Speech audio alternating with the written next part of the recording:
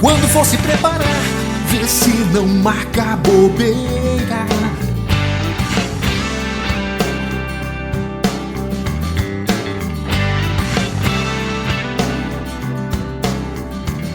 Preparatório Terra Cursos.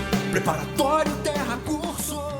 Prau, fala aí pessoal, aluno do Terra, professor Rodrigo, estamos voltando aí para mais um bloco de direitos humanos para vocês. Algumas considerações, né? Vamos continuar na caminhada, concurso público é maratona, então não adianta achar que você vai chegar lá no final sem nenhum esforço, é trabalho, e no final não são todos que vão chegar. Então, infelizmente, aqueles que são mais resilientes, aqueles que têm mais musculatura, vão chegar até o final.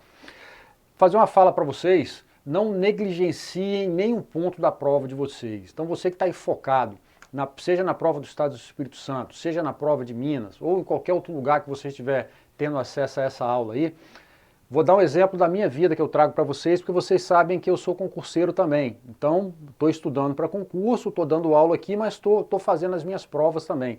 Esse ano eu fiz 2 provas fora, fiz delegado de polícia no estado do Pará e fiz delegado de polícia no estado do Paraná.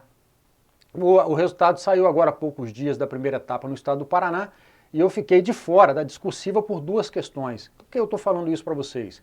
Porque é um salário inicial de R$ 18.500, quer dizer, um salário considerável, e eu fiquei de fora da disputa da segunda etapa por 2 questões. Estou falando para acender a luz de vocês que uma questão é muito importante para você alcançar o resultado positivo.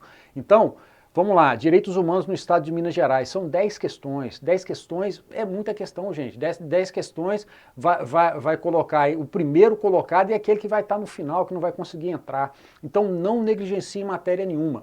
Outra coisa que eu tenho falado sempre nas nossas aulas iniciais, o direito ele é interdisciplinar, o direito ele é um bloco todo.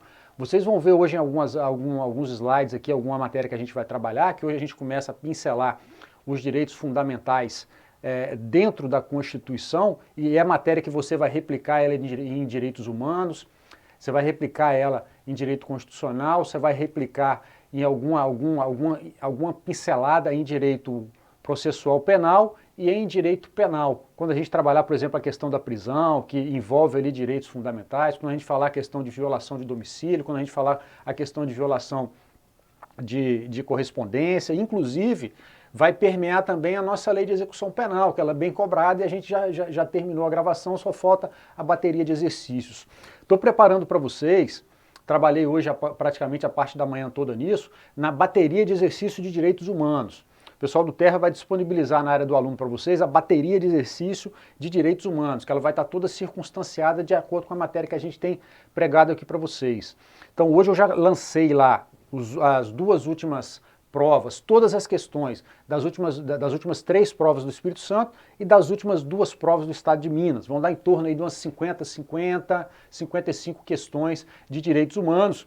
E vocês vão ver que a gente já começa agora, que a gente fez a parte de fundamentação, que são direitos humanos, nomenclatura, fizemos ali aquelas questões das características dos direitos humanos, que são muito cobrados em prova, e hoje a gente já começa a trabalhar aquelas questões que vão estar mais presentes na sua prova mesmo, letra de lei, a gente vai estudar as declarações e tal, vamos estudar a Constituição e você já começa aí a ver realmente resposta de questão. Quando chegar a bateria de exercício, não perca tempo. Assistiu a aula, vai lá e vai fazendo os exercícios. Não vai no gabarito, no final do gabarito na hora. Faz os exercícios, depois você volta no gabarito. E tendo feito o exercício, tendo conferido o gabarito, mesmo estando correto, você vai assistir o nosso bloco de correção. Porque no nosso bloco de correção, eu vou trazer para vocês algumas dicas de solução de questão. Então, nós vamos ensinar vocês para não cair naquela casca de banana. Então, se pluga no que a gente está fazendo. Você está fazendo investimento de tempo com essa aula. E o que a gente tem mais de precioso na vida hoje é o tempo. Então, você está dedicando aí o seu tempo, vamos conseguir a sua aprovação, vamos até o final. Falou, estamos juntos aí. A gente consignou o item de retomada, falando aqui sobre a evolução histórica dos direitos humanos. Essa parte histórica, essa evolução, já fiz a fundamentação para vocês na aula passada, é muito cobrado em prova, é bastante cobrado em prova.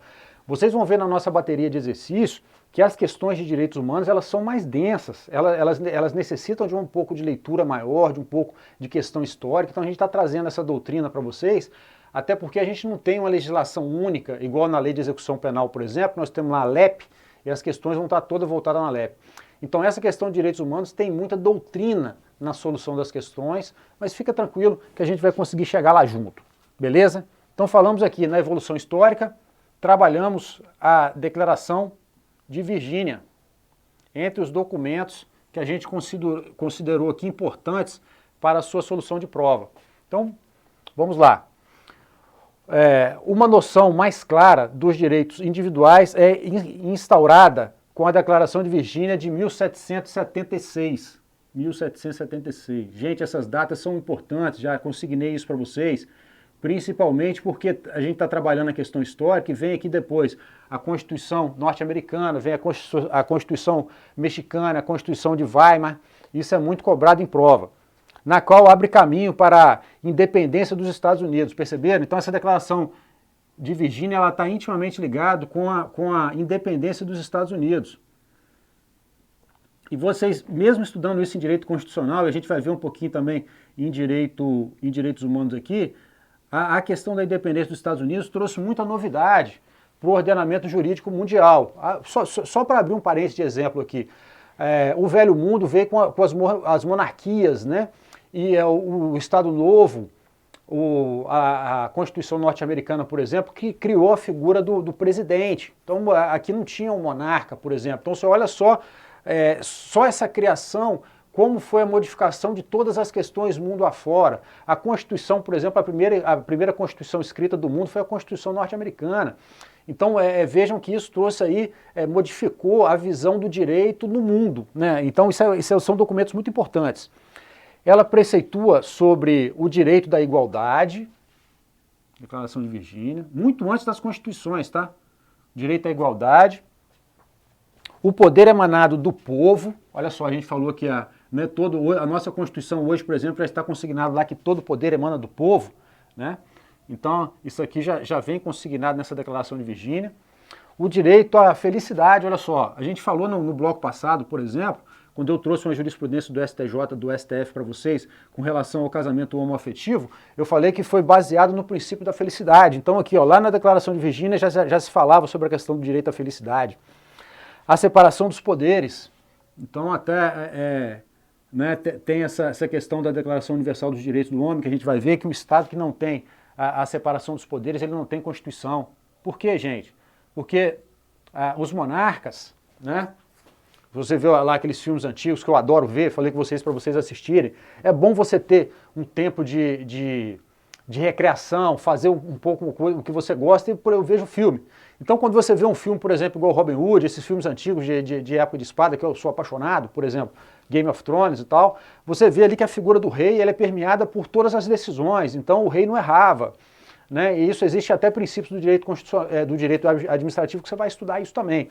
Então nessa época a figura do rei, ele puxava todos os poderes para ele, então não tinha uma divisão ali de quem vai fazer a lei, de quem vai cumprir a lei e de quem vai julgar se essa lei foi feita de forma correta ou não. Essa tripartição que nós temos hoje, que veio de Montesquieu para cá, que separa as funções do executivo, legislativo e judiciário. E isso faz com que exista um equilíbrio de poder. Então é que o povo, que ele é o titular do poder, o povo que é o titular, né, que é quem dá o poder para os governantes, ele tem que estar ali resguardado por essa divisão de poderes. Então a Declaração de Virgínia também trazia essa ideia. O direito geral ao sufrágio, quer dizer, a questão do voto, né, a questão de você poder eleger. Percebam aqui que, por exemplo, entre a divisão, isso aí vocês vão estudar em direito constitucional, entre a divisão, forma de governo, por exemplo, e forma de Estado, você tem o presidencialismo e você tem a monarquia. No presidencialismo você tem a eleição, porque no presidencialismo você tem um presidente que ele é eleito. Então se esse presidente é eleito, alguém tem que votar nele. Então vem a ideia do sufrágio, do voto. Então a nossa Constituição fala que o poder do povo ele é exercido, dentre outras formas, pelo sufrágio, pelo voto. Então como que a gente escolhe o nosso presidente? Pelo voto, pelo sufrágio. Então olha só quantas ideias que vieram da Declaração de Virgínia. A igualdade, o poder emanado do povo, o direito à felicidade, a separação dos poderes, o direito geral de sufrágio e o direito à propriedade.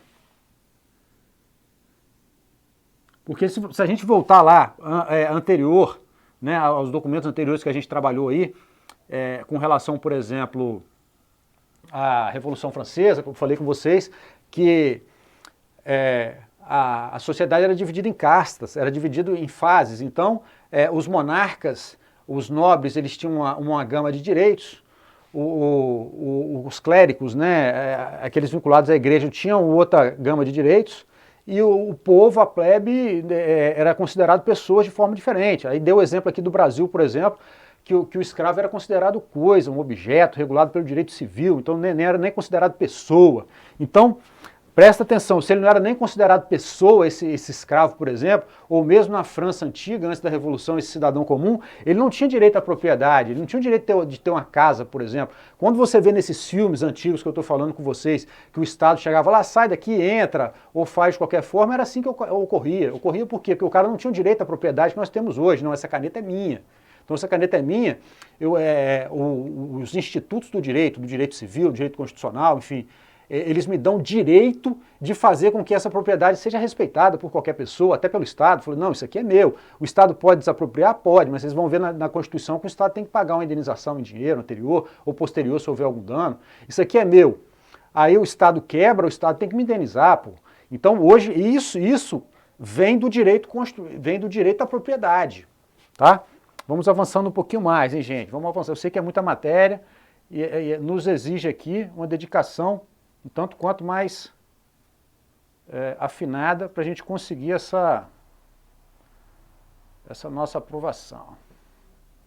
Vamos avançar aqui. Aqui eu voltei.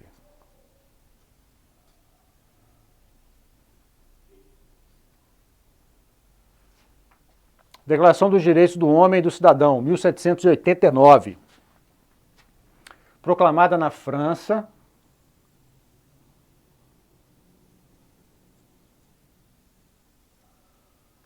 É a mais famosa de todas as declarações. É curioso ressaltar que ela ainda está em vigor na França e integra o bloco de constitucionalidade. Esse conceito de bloco de constitucionalidade, gente, vocês vão estudar ele em direito constitucional. O que é bloco de constitucionalidade? Vou dar um exemplo aqui para vocês, a nível de Brasil, por exemplo. Quais são os documentos constitucionais que nós temos? Nós temos a Constituição da República Federativa do Brasil, está aqui, ó, texto, a lei, a República Federativa do Brasil está aqui. Nós temos a nossa Constituição, ela é dividida entre o preâmbulo, a parte ali que estão os 250 artigos, que são aquela parte, e temos o ADCT, que são as normas de disposição temporária, né?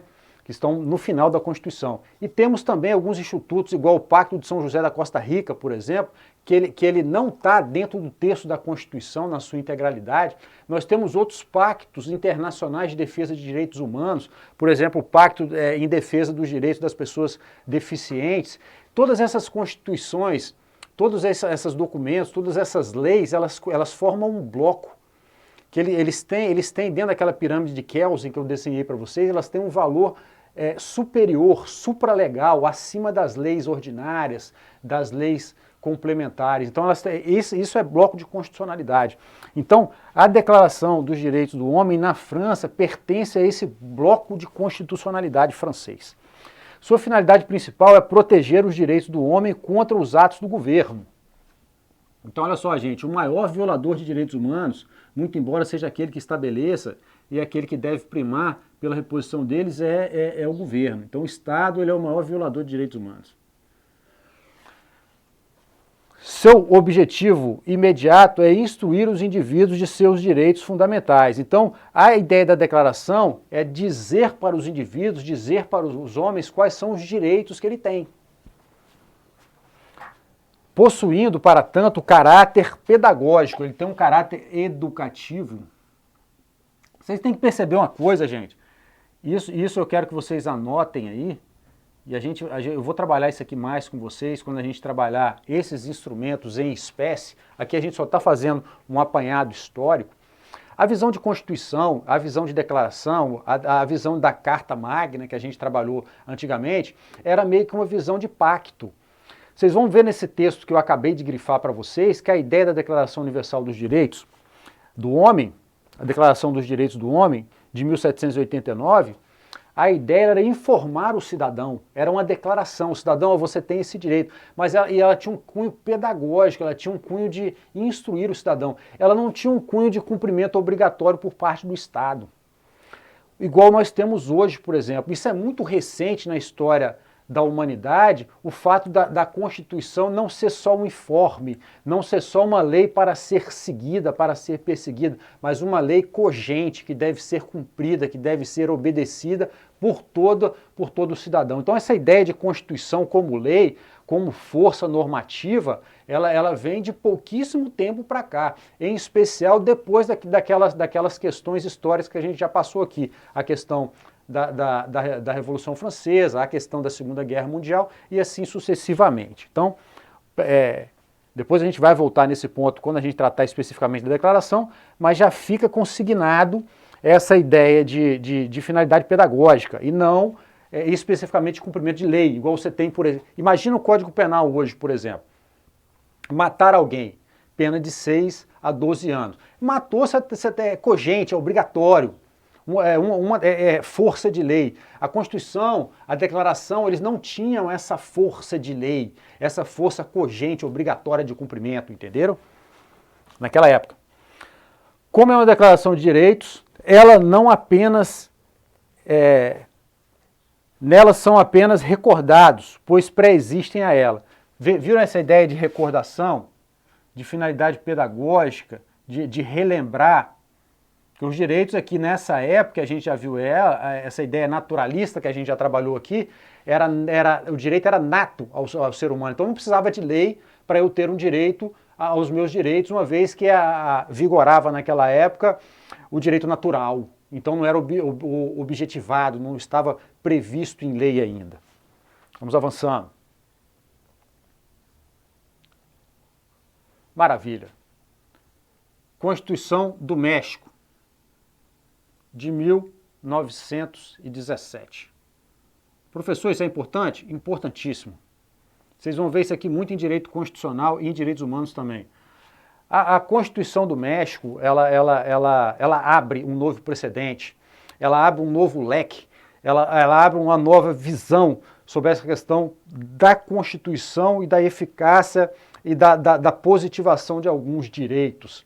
E ao reboque dela vem a Constituição de Weimar, que é a Constituição alemã. Mas vamos lá, passo a passo. A Constituição do México, ela constitucionalizou de forma expressa os direitos econômicos, sociais, culturais. Então, constitucionalizou de forma expressa, ela positivou, ela colocou dentro do texto quais direitos?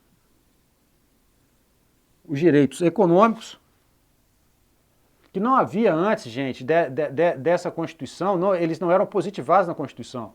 Os direitos sociais, por exemplo, se você for lá no artigo 6 da nossa Constituição, que a gente vai trabalhar ele hoje, se Deus permitir, ele fala sobre os direitos sociais. Os direitos culturais,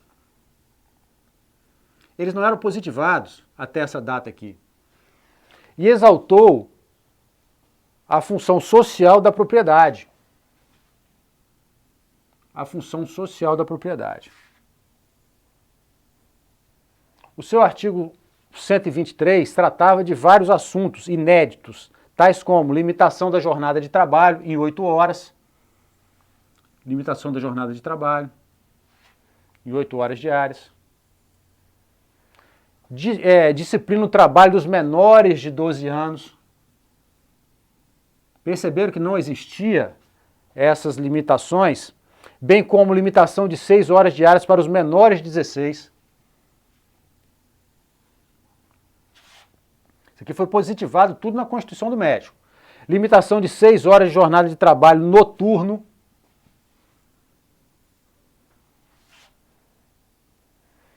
Descanso semanal. Olha aqui o salário mínimo aqui, gente. Salário mínimo. A igualdade salarial. O direito de greve e outros institutos inovadores. Olha só, o direito de greve. Outros institutos inovadores que vieram proteger a relação de trabalho. Tenho falado isso com vocês desde o nosso primeiro encontro, para vocês se livrarem dessa questão de que direitos humanos é direito dos manos, que é direito daquelas pessoas que estão presas.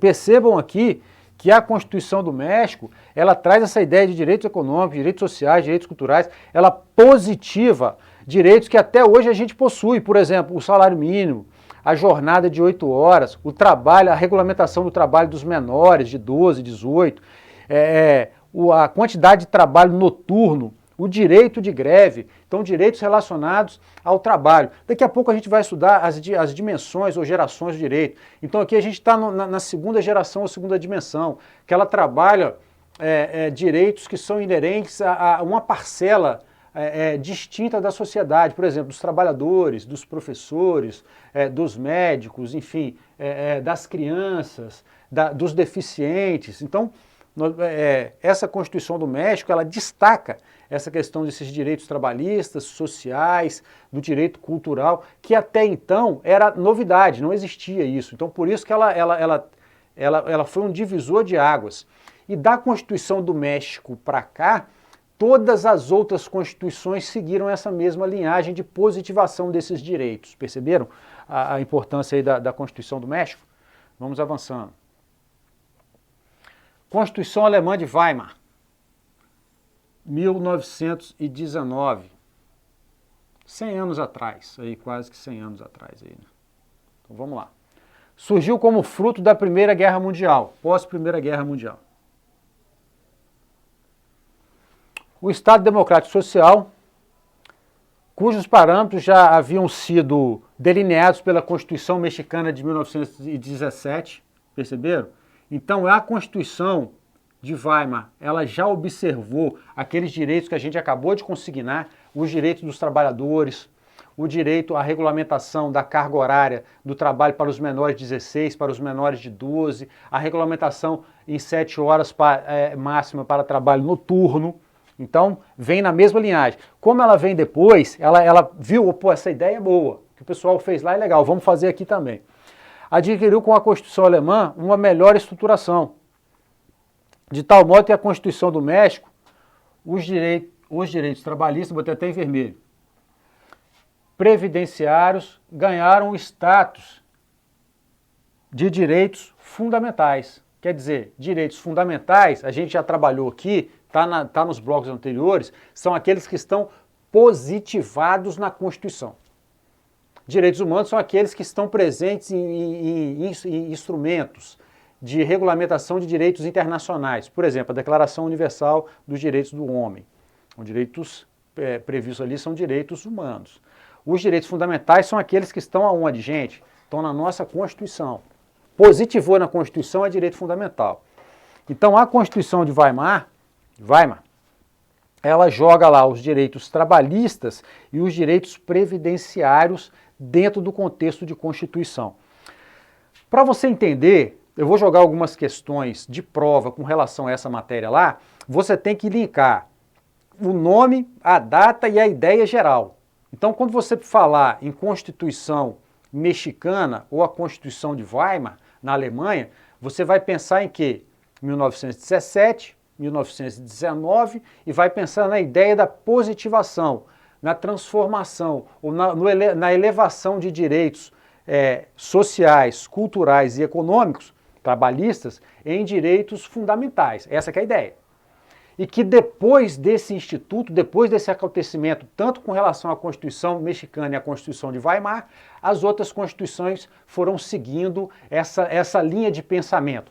A exemplo, a nossa Constituição de 1934, ela também vem em cima dessa ideia, puxa essa ideia, né? Getúlio Vargas copiou, trouxe, até botei aqui para vocês, ó. Ela estabeleceu um novo modelo constitucional para os direitos sociais e influenciou muitas outras, como a Constituição Brasileira de 1934. Como que pode ser que venha isso na sua prova? Por exemplo, pode ser que venha assim, vem um texto qualquer e vem assim, candidato, a Constituição de Weimar de 1919 influenciou a Constituição de 1934 brasileira, certo ou errado? Perceberam? Então o que você tem que linkar? O que você tem que pensar? Você tem que pensar na ideia na data e na Constituição. Então, se vier lá a Constituição mexicana de 1917 influenciou alguma Constituição brasileira, a Constituição de 1934? Influenciou. Positiva, assertiva, correta. Então pode ser vir cobrado assim na sua prova. Valeu, gente? Melhor do que isso, só se eu for fazer a prova para vocês. Vencemos mais uma etapa, tá? Então a gente acabou agora os documentos históricos. Gente, eu elenquei para vocês Petition of Higgs, Habeas Corpus Act, Declaração Universal dos Direitos do Homem, Magna Carta, Constituição de Weimar, Constituição Mexicana. Então os documentos mais importantes eles estão lançados aí. Se vier no seu tópico de concurso, se vier no seu concurso histórico das constituições, documentos pré-constitucionais ali, você está em condição de responder todos eles. Olha as dicas de estudo e vão para frente. Essa questão que a gente está falando aqui com vocês agora, que a gente vai entrar, que é a geração dos direitos, ou dimensão dos direitos, é bastante cobrado em prova também. Eu vou pedir para vocês o máximo de atenção, porque essas aulas que eu estou dando para vocês, essas duas primeiras aulas e esse primeiro bloco que a gente está fazendo agora, ele é a sua base. Então, para a gente construir uma casa bacana, para a gente construir um conhecimento bacana, você tem que ter uma base boa. Essa base que a gente está fazendo agora, e por isso que a gente está tendo essa preocupação, eu estou passando princípios gerais, eu estou passando fundamentação de direitos humanos para vocês. Então, quando vier lá, para você estudar o texto da lei, vai ficar mais fácil. Vai ficar mais fácil por quê? Porque a sua base já está fundamentada, a sua base já está... Você não vai ouvir pela primeira vez. Você não vai entrar construindo telhado ou levantando parede. Então, se você tiver uma base boa, e a gente está construindo a sua base aqui, essa questão de dimensão de direitos humanos, por exemplo, ela permeia, ela vai desde o principal até o final lá dos direitos humanos. Porque isso aí pode ser um instituto da Constituição, por exemplo, numa prova de direito constitucional, o candidato, a banca pode perguntar se é direito de primeira, segunda ou terceira geração, ou dimensão.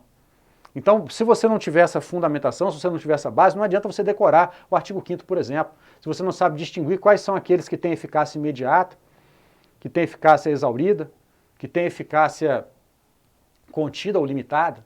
Então, venham comigo, abram a mente de vocês e tal. Essa fundamentação teórica, muita gente pode achar que é chato, mas é necessário. Então, vem comigo, tá? Confia. Então, vamos lá. Geração dos direitos. Vou contar a história de como é isso aqui, tá? Que isso pode vir algum texto de questão de prova também e serve para isso, para enriquecer aí o seu conhecimento. Há diferentes nomenclaturas encontradas na doutrina, além de geração. Então vocês vão ouvir falar muito em geração de direitos. Agora o seu examinador pode usar essas terminologias aqui também, ó, dimensão, que eu botei em vermelho, vou explicar por quê. Categorias de direitos. Primeira categoria, segunda categoria, terceira categoria, espécies, naipes ou ondas. Essa questão terminológica, terminologia em concurso público é questão de sobrevivência, senhores.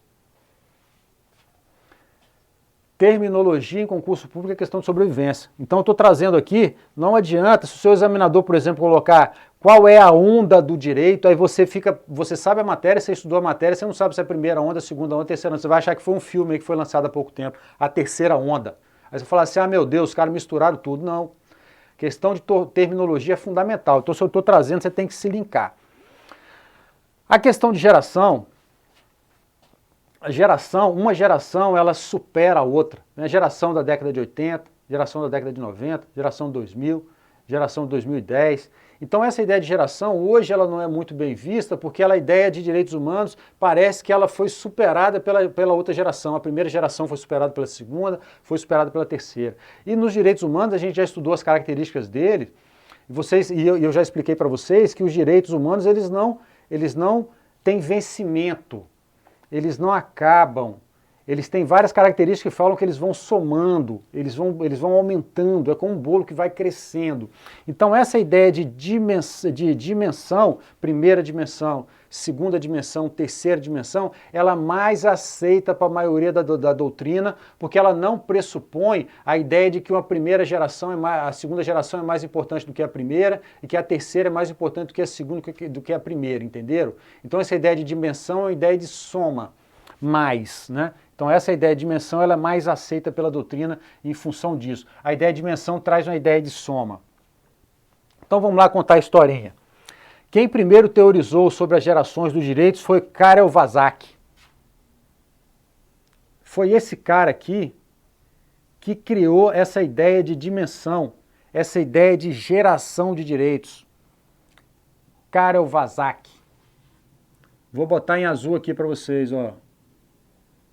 Dimensão, vou botar um mais.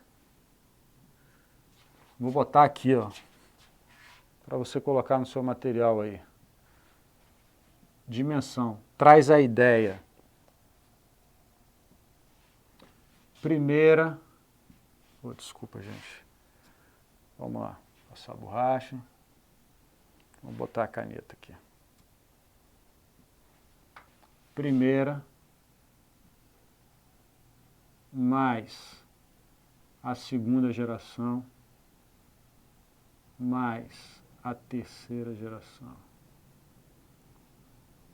Eu vou estudar com vocês aqui que hoje já tem quarta, quinta geração, mas isso aqui é o que o STF entende, que a maioria da doutrina entende, é isso aí. Então essa ideia de dimensão traz a ideia que elas se somam, que elas não se superam, tá? Então quem primeiro teorizou, o Karel Vazak, ele foi chamado para fazer uma palestra.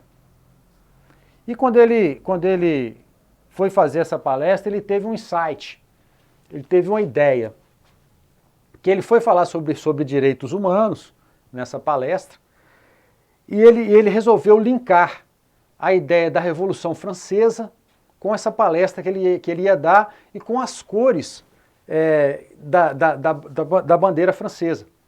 Então o que ele fez? Ele pensou e ele dividiu os direitos em direitos de primeira geração, segunda geração e terceira geração. E ele pegou os lemas da Revolução Francesa e ele casou juntamente com essa ideia de primeira, segunda e terceira dimensão ou geração. Então ele pegou a ideia da Revolução Francesa, que é liberté, égalité, fraternité, que é liberdade, igualdade, fraternidade, e ele dividiu. Liberté, primeira geração. Igualité, segunda geração. Fraternité, terceira geração. E ele elencou ali esses direitos e a palestra dele foi dada em cima dessa ideia, desse embrião que eu acabei de falar com vocês. Então essa foi a ideia. Isso ganhou o mundo. Ganhou o mundo, tanto é que até hoje nós estamos estudando isso aqui e fazendo essa divisão e é bastante cobrado em prova. Acreditem nisso. Então, durante uma conferência ministrada em 1979,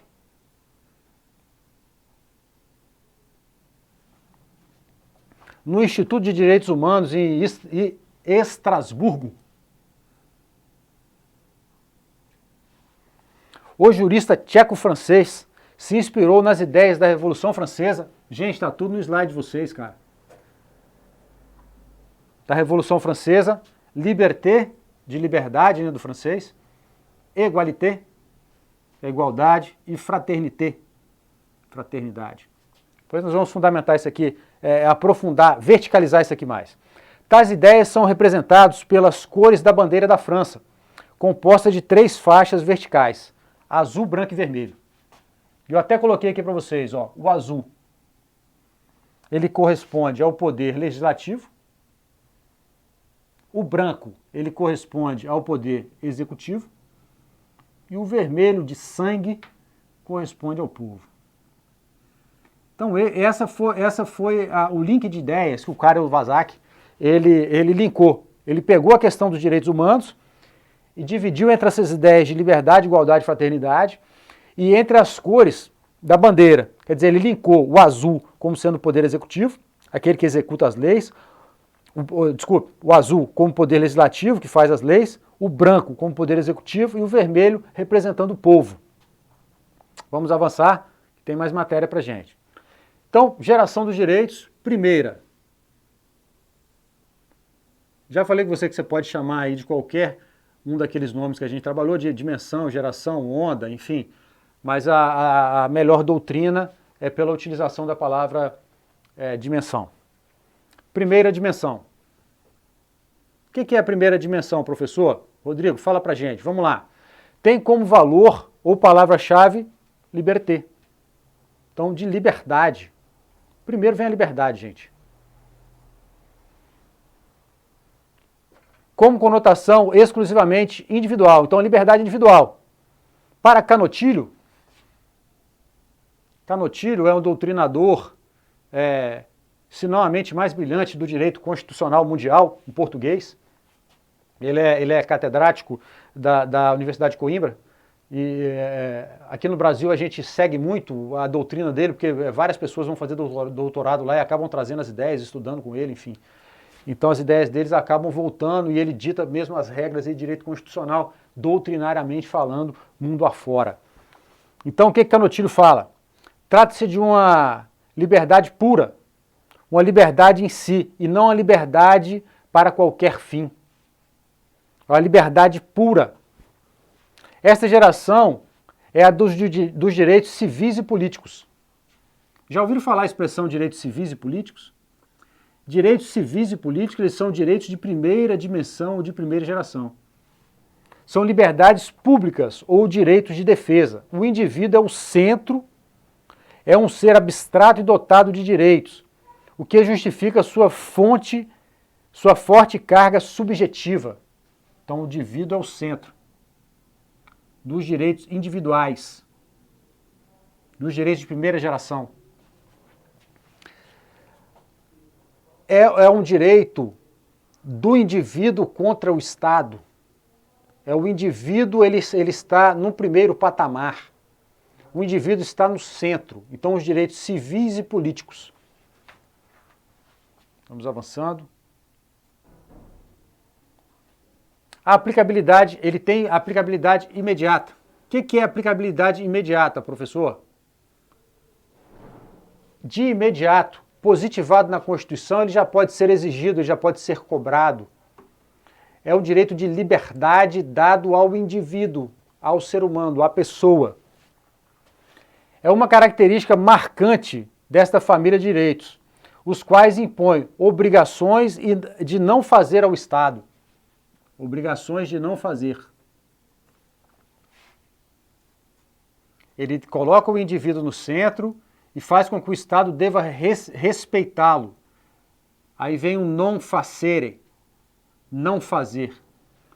Esse é o caráter negativo. Então esse é o caráter negativo da primeira dimensão, dos direitos civis e políticos. Caráter negativo por quê? Por exemplo, quando você vem, para ficar bem claro para vocês, no caput, na cabeça do artigo 5º da Constituição, e fala assim: todos são iguais perante a lei, sem distinção de qualquer natureza, garantindo-se aos brasileiros e estrangeiros residentes no país a inviolabilidade do direito à vida, liberdade, igualdade, segurança e propriedade. Quando fala no direito à vida, ele é um direito de primeira geração ou de primeira dimensão. Por quê? Ele é um direito dado ao indivíduo, o indivíduo está no centro desse direito. E qual o recado que a Constituição está dando para o Estado? Você tem que respeitar a vida do indivíduo, você não pode tirar a vida desse indivíduo. Tanto é que no Brasil nós não temos a pena de morte, salvo em caso de guerra. Então, é um direito do indivíduo e dá ao Estado uma obrigação de respeitar, de não fazer. Então o Estado não pode fazer uma lei, por exemplo, pena de homicídio, a morte. Pena de latrocínio, a morte. Não pode fazer. Por que ele não pode fazer? Porque ele tem a obrigação de não fazer. Então o Estado tem que respeitar esse direito. Esse é o caráter negativo da primeira dimensão de direitos. Então eu falei com vocês, presta atenção, que isso aqui pode ser cobrado em prova. Ela tem aplicabilidade imediata, ela não depende de mais nada para ser aplicado. O direito à vida não depende de mais nada, todo mundo tem o direito à vida. Ela tem aplicabilidade imediata, direta. a partir daquele momento. Ele tem a obrigação de não fazer por parte do Estado. Então o Estado deve respeitar. Já ouviram a expressão Estado liberal? Estado liberal é aquele que o Estado não se intromete. É o Estado liberal. Por que o Estado não se intromete? Porque o indivíduo tem direito. O Estado tem a obrigação de não fazer. De não fazer. O Estado está ali, ele existe, mas ele deve respeitar os direitos. Então isso é um caráter negativo das dimensões de direito. Se vier na sua prova perguntando aonde está, em qual dimensão de direito está caracterizado o caráter negativo dos direitos e tem aplicabilidade imediata, primeira dimensão, primeira geração, que traz para o Estado a obrigação de não fazer, onde reside o seu caráter negativo. Então o Estado não faz. Exemplo, direito à vida, caput do artigo 5º da Constituição. É isso, gente. Vamos lá. Por isso que a sua principal meta é limitar os abusos de poder. Lembra que eu falei com vocês que o Estado é o maior violador de direitos humanos? Então ele limita os abusos. Porque ele fala assim, não, Estado, peraí, você deve respeitar a lei. Combatendo o absolutismo estatal. Prepondera uma mínima intervenção do Estado. Princípio do Estado liberal.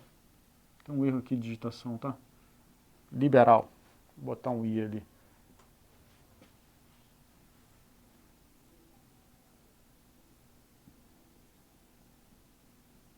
Liberal. Isso. Praticamente todas as constituições do mundo consagram os direitos de primeira dimensão. Exemplo caseiro é o rol exemplificativo do artigo 5º da nossa Constituição. Então, quais são os exemplos aí de direitos de primeira dimensão, de primeira geração da Constituição? Todos são iguais perante a lei, sem distinção de qualquer natureza, garantindo-se aos brasileiros e aos estrangeiros residentes no país a inviolabilidade do direito à vida, liberdade, igualdade, segurança, propriedade, são direitos de primeira geração, são direitos de primeira dimensão, são direitos civis e políticos, são direitos que têm um cunho de não fazer, eles apresentam para o Estado a obrigação de não fazer, eles têm caráter de imediatidade, eles têm aplicação imediata, eles buscam respeitar, ele busca fazer com que o Estado respeite os direitos do cidadão. Essa é a obrigação de não fazer, esse é o prisma, o ponto de vista negativo desses direitos, perceberam? Então o Estado deve se abster, daí a ideia do Estado liberal. O Estado liberal por quê? Porque o Estado não deve se intrometer em todas as relações, o Estado não precisa saber de todas as relações, o Estado está ali, o Estado existe. Agora, o Estado não precisa se intrometer em toda e qualquer relação de direito existente. Perceberam? Essa que é a ideia. Vamos avançando. Segunda dimensão ou geração de direitos. Deixa eu trocar a nossa canetinha aqui, pegar o marca-texto. Segunda dimensão ou segunda geração. Que tem como valor a liberdade. Então, falei que a primeira dimensão tem o liberté. Aqui é a igualdade. Anotem aí.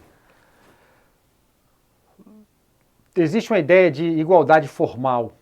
O que é igualdade formal, professor? É aquilo que está descrito na Constituição, talvez a gente até estude hoje aqui, que todos são iguais perante a lei. Todos são iguais perante a lei. Essa é a igualdade formal. Então eu sou igual a qualquer pessoa.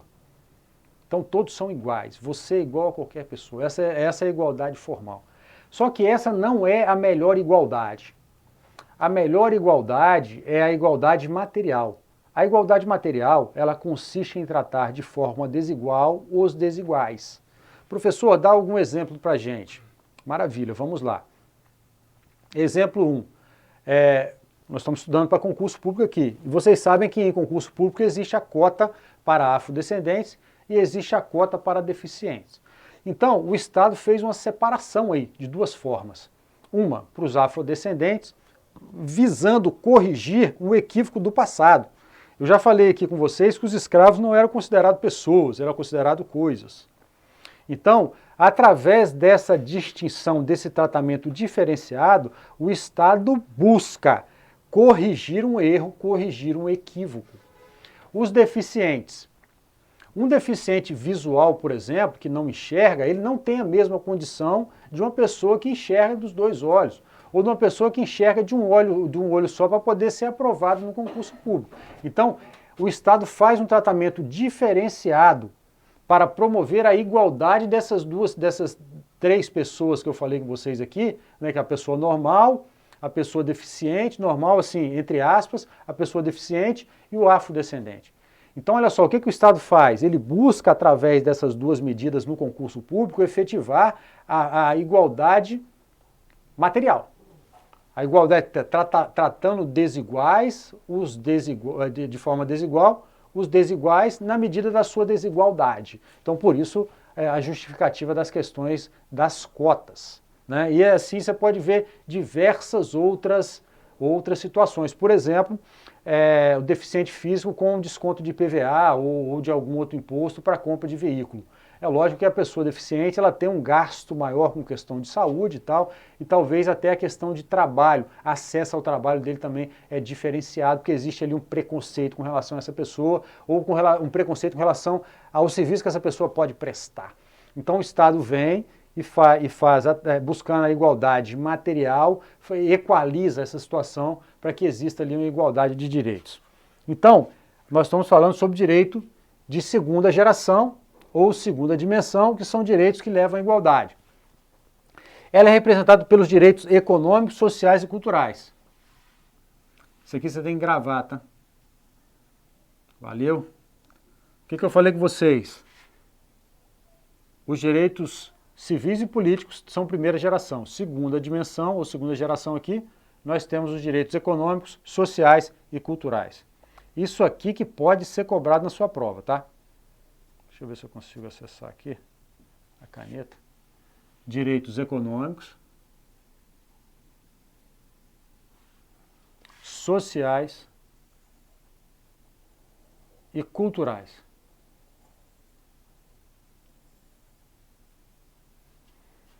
Vou voltar no marca-texto. O indivíduo continua sendo o alvo principal da proteção. Então o indivíduo está no centro ainda. Vocês vão ver que isso aqui vai mudar ali na frente. Os direitos de primeira geração, primeira dimensão, o indivíduo também continua no centro. No centro do alvo principal de proteção. Contudo, agora ele é vislumbrado sob um aspecto de grupo. Exemplo, grupo de trabalhadores. O indivíduo está no centro, professor? O indivíduo está no centro. Só que agora ele é visto de forma individual? Não, ele é visto como grupo. Por exemplo, trabalhadores. Aí a gente fala sobre os direitos econômicos, sociais e culturais. É lógico que eu vou elencar alguns exemplos para vocês agora. Em regra, prepondera a adjetivação de tais direitos como de aplicabilidade imediata ou indireta. Primeira geração ou dimensão, aplicabilidade imediata. Segunda, imediata. Ou conforme convenção internacional, ela tem aplicabilidade progressiva. Por que, professor? Porque a segunda geração de direitos, ela não corresponde a um não fazer, ela corresponde a um facere. O Estado tem que fazer alguma coisa. Então, se o Estado tem que fazer alguma coisa, não é só colocar na lei que tá pronto. Por exemplo, o direito ao salário mínimo. Não é só colocar na lei, igual a gente vai ver daqui um pouquinho, que o cara tem aqueles direitos todinho ali. O Estado tem que fazer alguma coisa para que o salário mínimo realmente tenha aquele valor de compra. Perceberam? Então o Estado tem que fazer alguma coisa que não só a lei. Então ele tem a obrigação de fazer. Então por isso que a gente fala que a aplicabilidade dela é imediata ou indireta. É uma aplicabilidade progressiva. O que você tem que gravar? Vou pegar a canetinha aqui. Segunda dimensão de direitos. Ideia de que direitos econômicos, culturais e sociais, isso aqui você tem que diferenciar. Os de primeira geração são civis e políticos. O indivíduo se encontra no centro ainda, entretanto, com uma visão de grupo. Exemplo, grupo de trabalhadores. Ela tem aplicabilidade imediata ou indireta. e ele é, segundo a doutrina internacional, aplicado de forma progressiva. Aplicado de forma progressiva por quê? Porque o Estado deve fazer alguma coisa. Devo ter colocado isso aqui no próximo slide. Vamos avançar. Opa.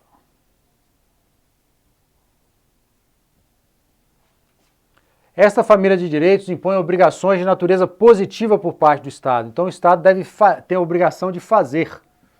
Ele é um facere. Obrigações de natureza positiva.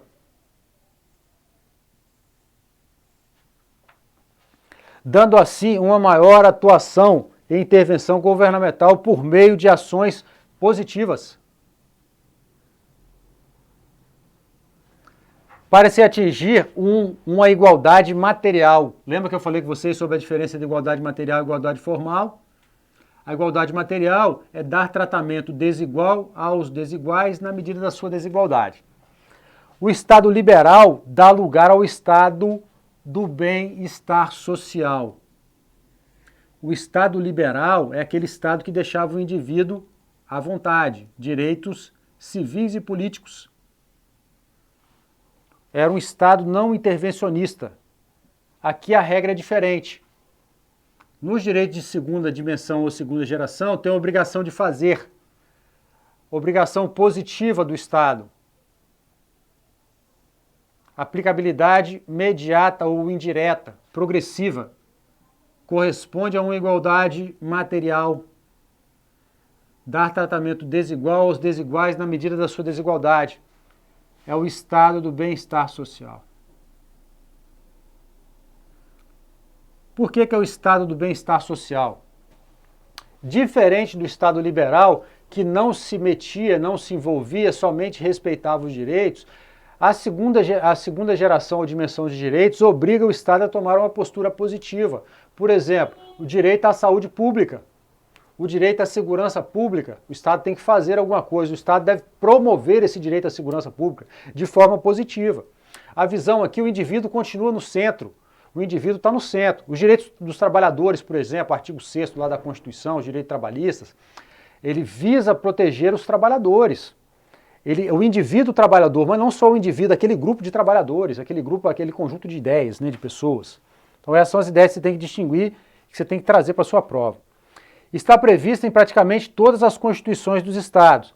Aí você volta ali no nosso primeiro, aqui no nosso iníciozinho, nos nossos minutos. A Constituição de Weimar, a Constituição mexicana. Ele introduziu essas ideias dentro de todas as constituições e as constituições foram copiando isso. A nossa Constituição de 1988, por exemplo, no seu artigo 6º e 7º, ela traz esses direitos.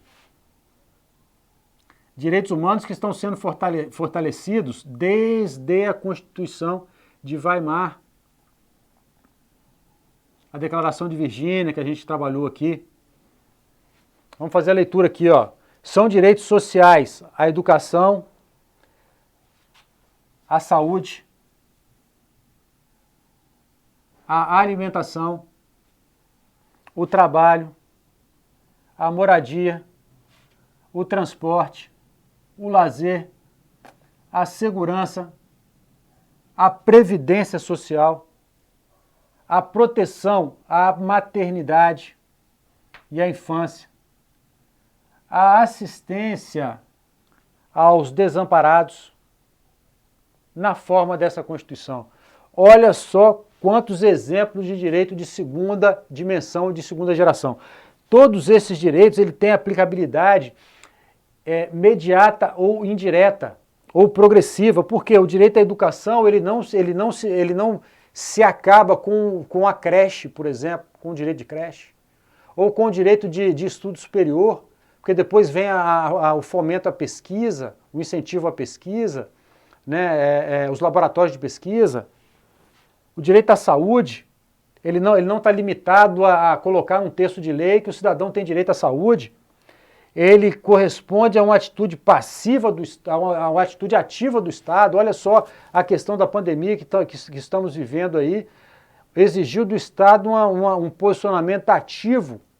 Tem que vacinar, tem que comprar o teste, tem que fazer a vacina, tem que limitar o exercício das atividades dos direitos civis, tem que limitar o acesso das pessoas a certos tipos de ambiente. Então isso é uma obrigação de fazer, é um estado do bem-estar social. O Estado preocupado não só com o indivíduo, deixar o indivíduo livre, mas preocupado além, o indivíduo como grupo de pessoas.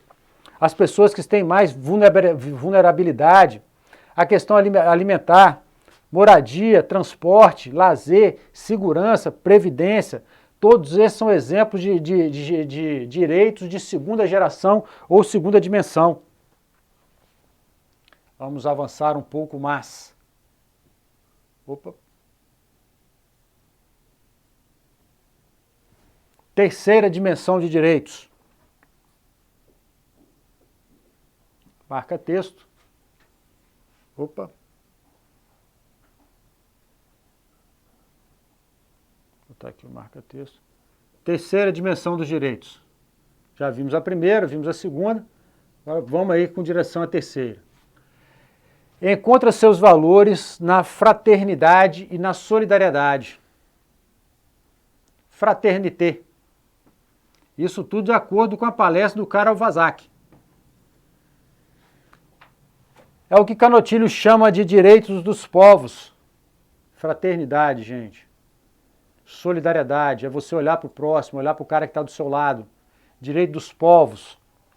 Paulo Bonavides, a gente vai ouvir falar muito esse nome, principalmente com relação a essa questão da dimensão dos direitos. O que é? Trouxe a doutrina de Paulo Bonavides para vocês. Como efeito, um novo polo jurídico de alforria do homem se acrescenta historicamente ao da liberdade e da igualdade. Liberdade nós vimos lá, primeira geração ou dimensão, igualdade, segunda geração ou dimensão. Você já está craque, a gente acabou de estudar. Dotados de altíssimo teor de humanismo e universalidade. Os direitos de terceira geração tendem a cristalizar-se no fim do século XX. Quando a doutrina traz essas questões, senhores, já falei para vocês se apegarem. Então, por exemplo, pode ser que uma questão vem e fala assim, qual a geração de direito que se cristalizou, que se fundamentou, que se desenvolveu no século XX? Terceira geração. Enquanto os direitos que não se destinam especificamente à proteção dos interesses de um indivíduo, de um grupo ou de um determinado Estado. Perceberam que os indivíduos eles estão no foco dos direitos de primeira geração. O grupo de indivíduo ou de Estado eles estão no foco dos grupos de segunda geração ou dimensão. Os direitos de terceira geração, eles vão além. Eles têm primeiro, por destinatário, o gênero humano. Fraternidade, solidariedade. De quem, gente? Do ser humano. Independente de quem esse ser humano seja. Independente de quem esse ser humano seja. Independente da sua origem, do seu credo, da sua cor, da sua etnia, da sua nacionalidade. O direito à fraternidade e o direito da solidariedade, ele não tem barreiras. Ele está além da defesa do indivíduo único e exclusivamente ou de um certo grupo de pessoas ou de um determinado Estado. Mesmo no momento expressivo de sua afirmação como valor supremo em termos de existencialidade concreta. Doutrina, gente, Paulo Bonavides. Perceberam essa ideia, então? O cerne, o princípio da questão da terceira dimensão está na fraternidade e na solidariedade. Ele se positivou, ele se cristalizou após o século XX, e ele não está interessado na defesa só de um indivíduo ou do indivíduo como grupo de pessoas ou de um Estado. Ele está além. Ele tem no seu centro o ser humano. O ser humano, independente de fronteiras. Vamos avançar, que tem mais um slide aqui que é explicativo. A titularidade dos direitos de terceira dimensão é difusa. São direitos difusos e coletivos. Ser humano. Tanto que alguns exemplos de direitos dessa geração citados pela doutrina são: quais são esses direitos, professor? Direito à paz. Quem tem o direito à paz? Todo mundo, gente. Qualquer pessoa, qualquer cidadão, seja ele muçulmano, seja ele norte-americano, seja ele brasileiro, independente ou seja ele crente ou da Umbanda, não interessa. Então, direito à paz, direito ao desenvolvimento. O que é o direito ao desenvolvimento, Rodrigo? Dá um exemplo para a gente. Vamos lá, gente. Se nós somos um país de terceiro mundo e não conseguimos fazer a vacina de Covid, é um direito de terceira dimensão que nós tenhamos esse acesso dos países que são mais desenvolvidos. Então, essa é a ideia de um direito de terceira dimensão. É um direito de solidariedade, de fraternidade. Então, quer dizer, eu vou mandar lá vou dar o exemplo do oxigênio que foi mandado lá para o estado do Amazonas. É um direito de fraternidade, é um direito de solidariedade para a defesa daqueles seres humanos que estão ali. A comunicação. Esses exemplos vocês têm que gravar, tá? Solidariedade, já falei. As seguranças mundiais. Direito à segurança está lá na primeira dimensão que a gente viu, e com resquício na segunda dimensão. Aqui nós estamos falando sobre segurança mundial, nós estamos falando de guerra, de tratar o ser humano como ser humano, não só da questão individual. Direito ao meio ambiente, gente, vocês vão ver isso aqui muito em prova. Direito ao meio ambiente. A conservação do patrimônio comum da humanidade. Por exemplo, as águas, os mares, essa questão da poluição, questão da defesa de espécies que estão em extinção. Eu vou chamar a atenção de vocês aqui, vou grifar aqui, com relação ao direito à paz. E no slide lá na frente a gente vai voltar a discutir, tá? Mas eu quero que vocês foquem aqui no direito à paz, nesse primeiro momento, como direito de terceira, tá?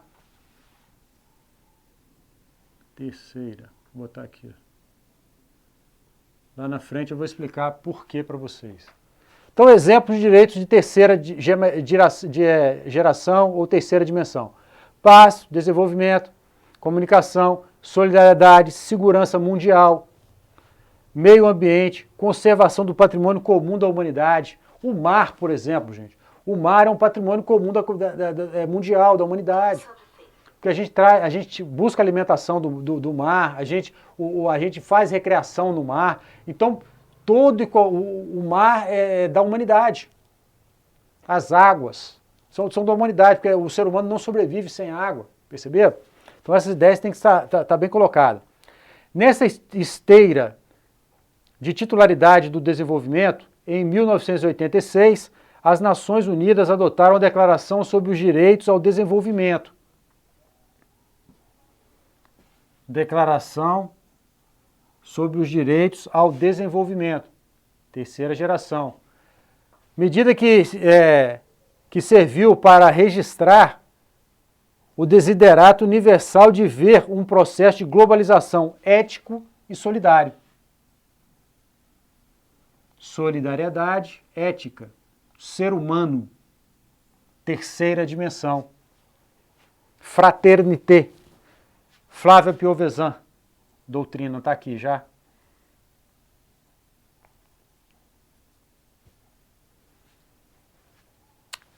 Primeira, segunda e terceira dimensão ou geração. Sedimentado na doutrina, entendimento, posicionamento do STF, do STJ. Então, quando você for fazer prova, o que tem de mais sedimentado, vocês vão ver nos slides que eu mandei para vocês, primeira, segunda e terceira dimensão, primeira, segunda e terceira geração, e com essas características que a gente já trabalhou até agora. Decorem os exemplos de tipos de direito, por exemplo, direito à vida, é primeira, segunda, terceira. Ao direito ao meio ambiente, primeiro, segundo, terceiro, direito à paz, primeiro, segundo, terceiro, qual deles tem aplicação imediata, primeira dimensão, imediata, segunda dimensão. Por que o de primeira geração tem aplicação imediata? Porque tem a obrigação de não fazer do Estado, não facere, um direito de igualdade, então todos, é um direito de liberdade, então liberdade civil, direitos civis e políticos. Então, diferente dos direitos de segunda geração, que tem a obrigação de fazer, por isso que ele é de aplicação imediata ou indireta, ou progressiva, segundo a doutrina internacional, A segunda geração ela tem a obrigação de fazer um facere. Então o Estado tem que fazer. Aí, por exemplo, vem aqueles direitos, segurança, saúde, trabalho, que o Estado tem que se movimentar para fazer com que aquele grupo de pessoas tenham acesso a esse direito. Então essas distinções que eu tracei, todas elas aqui, que você tem que colocar. Parte interessante da doutrina agora. Quarta dimensão. Rodrigo, você tem que saber isso? Tem que saber. Pode ser que seja cobrado na sua prova. O que é sedimentado em entendimento do STF, do STJ? Primeiro, segundo, terceiro. Doutrina também. O que é a quarta? Como existência ainda contestada, coloquei para vocês aqui, ó, existência contestada, é defendida por Paulo Bonavides. Paulo Bonavides, gente, é um doutrinador pesadíssimo, por isso que eu falei que vocês vão ouvir falar neles. Pode ser que venha na sua questão de prova, por exemplo, perguntando assim, segundo a doutrina de Paulo Bonavides, existem quantas dimensões ou gerações de direito? Você vai responder 3, está errado. Porque Paulo Bonavides ele fala que tem mais. Entenderam? Então por isso que você tem que saber. Qual que é essa ideia? Olhem o que eu botei na doutrina para vocês. A globalizada política neoliberal caminha silenciosa, sem nenhuma referência de valores. Há, contudo, outra globalização política que ora se desenvolve sobre a qual não tem jurisdição ou ideologia neoliberal. Radica-se na teoria dos direitos fundamentais, a única verdadeira que interessa aos povos da periferia. Se peguem no que eu grifei. Globalizar direitos fundamentais equivale a universalizá-los no campo institucional. Globalizar direitos fundamentais equivale a universalizá-los no campo institucional. Colocar na lei. O que é globalizar? A partir do momento que eu coloquei na Constituição, está globalizado. O Brasil todo tem acesso. A globalização política na esfera da normatividade jurídica introduz os direitos de quarta geração. O que Paulo Bonavides está falando? Que existe uma globalização dos direitos, que a positivação desses direitos, a normatividade jurídica cria a quarta geração de direitos. Corresponde à verdadeira fase de institucionalização do Estado social. São direitos de quarta geração. Direito à democracia, o direito à informação, o direito ao pluralismo. Esses direitos eles são globalizados devido à sua institucionalização nas normas jurídicas. Onde está escrito que a gente tem um direito à democracia na Constituição. Para Paulo Bonavides, essa globalização de direitos fundamentais, essa colocação dos direitos das normas jurídicas, cria essa quarta geração, essa quarta dimensão. Quais são os exemplos que ele dá? Democracia, direito à informação, direito ao pluralismo. Deles depende a concretização da sociedade aberta do futuro. Peter Hebler, não se preocupe com isso aqui, não tem profundidade para a prova de vocês. Em sua dimensão de máxima universalidade. O que é dimensão de máxima universalidade, gente? Atingir o maior número de pessoas possível. O ser humano. Para a qual parece o mundo inclinar-se no plano de todas as relações de convivência. O mundo caminha. Falei com vocês que a terceira geração é um direito que coloca o ser humano no centro. Independente da sua nacionalidade, independente de fronteiras. Paulo Bonavides ele vai além. Ele coloca uma quarta geração como uma globalização desses direitos através da sua positivação jurídica. Isso é muito questionado na doutrina porque tem muitos doutrinadores que falam que ele já está falando que está na terceira geração. Mas eu preciso que você destaque no seu material de estudo, eu preciso que você tenha no seu radar que Paulo Bonavides coloca uma quarta geração de direitos, linkada à ideia de globalização de direitos, à ideia de universalização de direitos, em especial com relação aos direitos à democracia, direito à informação, direito ao pluralismo. Pode ser que isso venha na prova de vocês. Tem mais.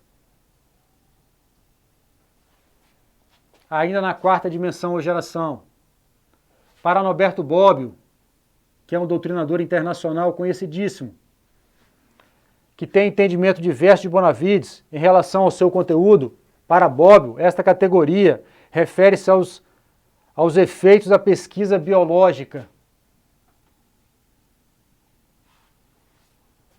que permitirá manipulações do patrimônio genético dos indivíduos. Para Norberto Bobbio, a questão do estudo das células-tronco, da genética, da biogenética, é a quarta geração de direitos. Então percebam que existe uma discussão na doutrina com relação à existência da quarta dimensão ou quarta geração e do que se trata essa quarta geração, inclusive na doutrina nacional e na doutrina internacional. Por isso que eu estou levantando a bola para vocês entenderem que há uma divergência na doutrina. Primeira, segunda e terceira geração, entendimento do STF, entendimento do STJ, sedimentado, ok, doutrina também. Você não vai achar doutrinador que não fala na primeira, na segunda e na terceira geração. Agora você vai achar doutrinador que fala primeira, segunda e terceira, ponto final. Paulo Bonavides vai além, quarta geração. Na quarta geração, ele tem um desentendimento com o Norberto Bobbio. Que o Norberto Bobbio ele fala que o direito de quarta geração ou de quarta dimensão está ligado às questões de pesquisa genética, biossegurança, células-tronco. Lembra do Albieri da novela aí? O Albieri está fazendo o quê? Quarta dimensão de direitos humanos. Quinta dimensão. Rodrigo, essas dimensões não acabam não? Tem gente que vai além. Nós vamos parar aqui. Quinta dimensão. Coexistência ainda contestada. Contestada onde, gente? Na doutrina. Só não existe contestação primeira e segunda geração. Terceira. Quarta e quinta existe. Tal família estaria conectada com os últimos acontecimentos. O atentado terrorista de 11 de setembro, nos Estados Unidos. Aí gerou-se essa ideia de quinta dimensão. Podendo-se falar em um direito à paz. Lembra que eu falei com vocês lá, que eu coloquei de azul, e falei que na frente eu ia comentar com vocês, está aqui o direito à paz de novo. Então tem doutrina falando que o direito à paz é um direito de quinta geração ou dimensão.